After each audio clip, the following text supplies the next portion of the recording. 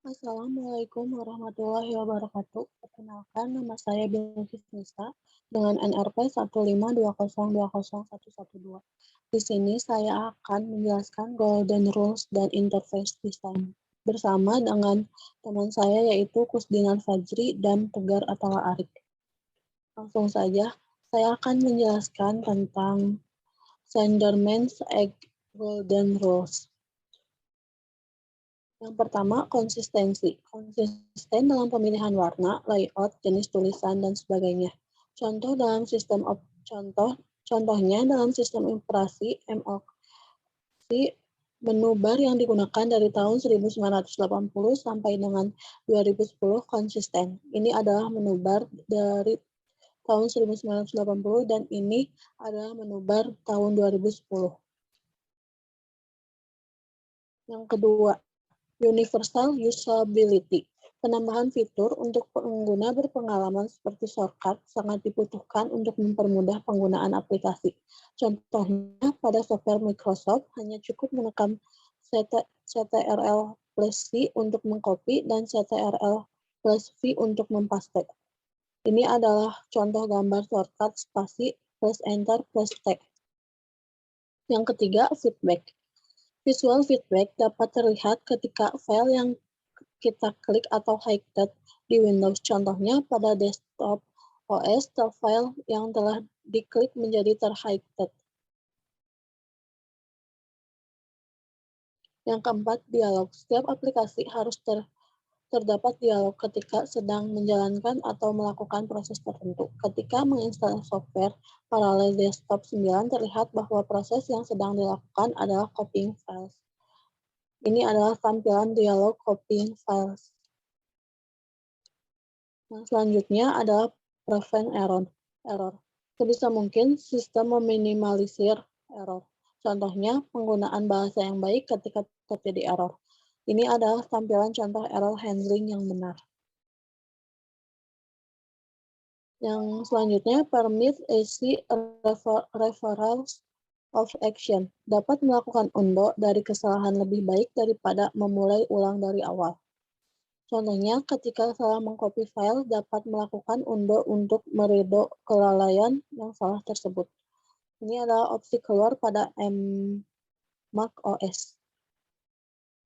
Selanjutnya adalah support internal locus of control. Beri opsi kepada pengguna atau user ketika ingin melakukan sesuatu. Ketika lagi keluar dari aplikasi, aplikasi tersebut memberi pilihan apakah cancel, fence quit, atau quit. Ini adalah tampilan opsi keluar pada Mac OS. Yang kedelapan, reduce short-term memory load. Pembatasan pemrosesan informasi bagi pengguna. Tampilan dibuat sederhana agar memudahkan pengguna. Contohnya, Apple menggunakan 4 icon aplikasi di area menu utama. Selain itu, Apple juga mempertimbangkan konsistensi. Ini adalah 4 icon aplikasi pada Apple.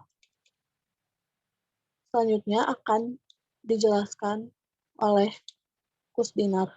Assalamualaikum warahmatullahi wabarakatuh. Perkenalkan, nama saya Kusinar.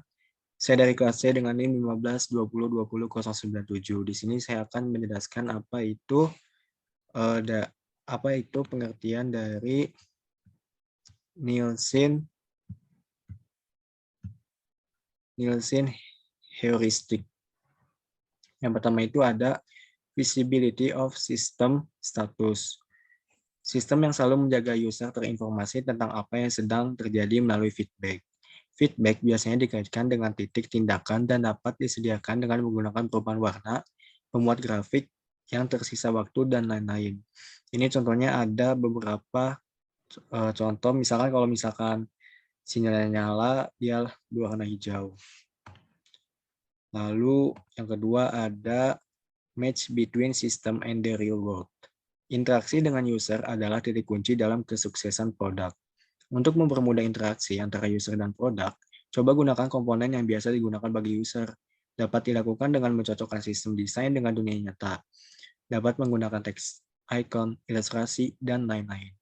Yang akrab dengan user hingga dapat mengkaitkan dengan hal sehari-hari dan dapat dengan mudah dipahami tujuannya dari setiap elemen. Contohnya itu ulasan dan review dari aplikasi Pagi-Pagi. Yang ketiga ada user control and freedom. Memberikan kemudahan dan kebebasan kepada user dalam menggunakan interface. User sering menggunakan kesalahan, maka dari itu memerlukan emergency exit dengan melakukan undo ataupun redo. Yang ketiga ada konsistensi and standard. User tidak perlu bertanya-tanya apakah kata-kata atau situasi atau tindakan yang berbeda memiliki arti yang sama. Contohnya itu icon pada Microsoft Word. Lalu yang kelima ada error prevention. Error atau bug pada sistem merupakan suatu yang tidak profesional bila terlihat oleh user. Untuk menangani hal ini dapat diganti dengan pesan error dalam bentuk desain. Dengan menggunakan prinsip nomor 1, user memahami apa yang terjadi pada sistem.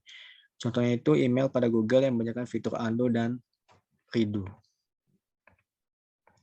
Lalu yang keenam ada recognition rather than recall.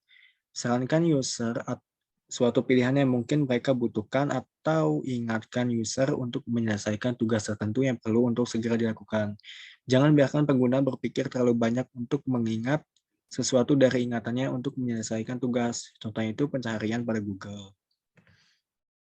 Lalu yang ketujuh ada flexibility and efficiency of use. Bagi user atau pengunjung baru, tentu mereka akan mempelajari sistem atau aplikasi terlebih dahulu, apalagi jika aplikasi tersebut memiliki fitur yang banyak. User pasti membutuhkan yang lebih banyak dalam mempelajarinya. Oleh karena itu, aplikasi harus fleksibel dan efisien. Contohnya itu shortcut pada Windows. Lalu ada aesthetic and minimalist design. Desain layout yang baik haruslah nyaman dipandang dan menggunakan kontras warna yang baik, posisi yang sesuai dengan serasi. Dengan desain yang minimalis dan dipadukan dengan white space atau jarak antar elemen yang sesuai akan membuat aplikasi terlihat elegan. Jangan letakkan data dan elemen jika tidak relevan sehingga dapat membingungkan pengguna. Contoh itu tampilan Google merupakan salah satu contoh yang minimalis dan estetik.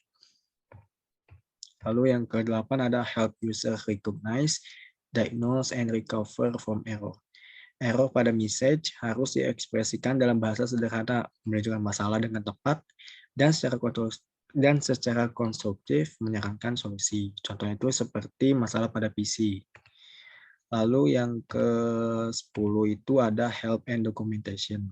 Harapan user menggunakan sistem atau aplikasi tentunya untuk menyelesaikan masalah dan pekerjaan. Untuk membantu dalam menyelesaikan masalah atau pekerjaan, perlu diberikan fitur bantuan dan dokumentasi dari kemungkinan kesalahan dalam penggunaan.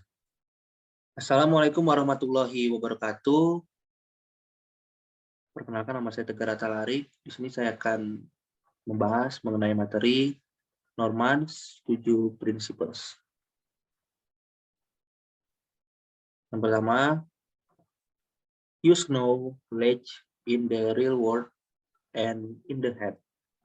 Prinsip ini menyatakan bahwa seseorang akan belajar lebih baik ketika informasi yang dibutuhkan untuk menyelesaikan suatu tugas sudah tersedia bagi mereka.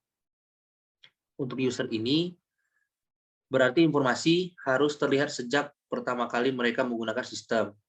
Teks harus dijaga seminimal mungkin dan bahasa yang digunakan harus jelas dan ringkas. Keyboard shortcut dan manual control digunakan untuk meningkatkan performa dari user, tetapi tidak boleh digunakan sebagai satu-satunya cara untuk melakukan taks penting.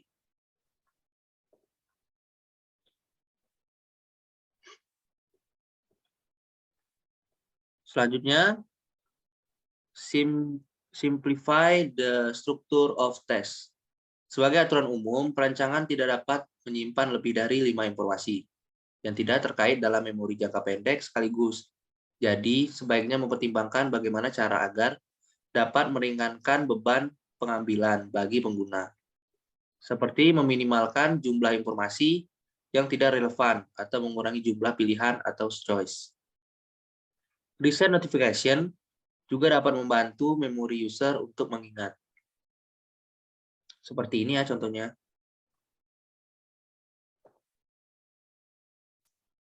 Selanjutnya, make things visible. Dibagi menjadi 2 hal, pelaksanaan dan evaluasi. User tahu bagaimana tugas dijalankan dan harus dapat mengevaluasi hasilnya.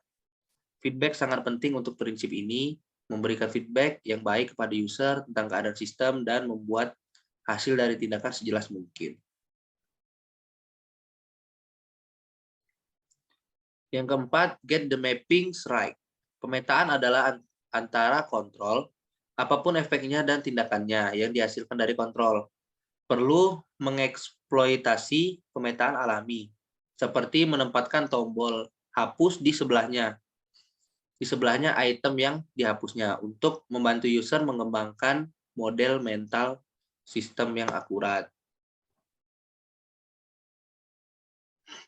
Selanjutnya, exploit the power of constraints. Kendala mencegah error terjadi dengan pengambilan kontrol dari tangan user. Misalnya, jika aplikasi memerlukan pendaftaran email agar orang-orang dapat menggunakan aplikasi tersebut, maka mintalah penggunaan untuk mengisi password mereka 2 kali dan pastikan keduanya divalidasi sebagai password mereka 2 kali dan pastikan keduanya divalidasi sebagai password yang sebenarnya.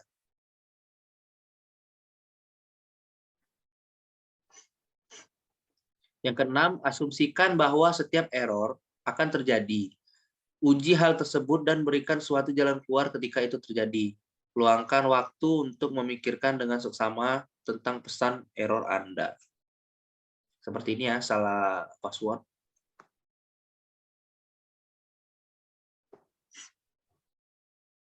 Yang terakhir, when all else falls, standardize. Jika tidak ada cara yang lebih cepat, lebih mudah, atau lebih sederhana untuk melakukan sebuah tes, maka manfaatkan pengetahuan yang dipelajari oleh pengguna. Desain menu utama Asus memiliki standar tersendiri yang memiliki desain konsisten dari generasi ke generasi. Ini untuk tampilan depan, ini untuk beranda, ini untuk pengaturan. Baiklah, sekian dari saya.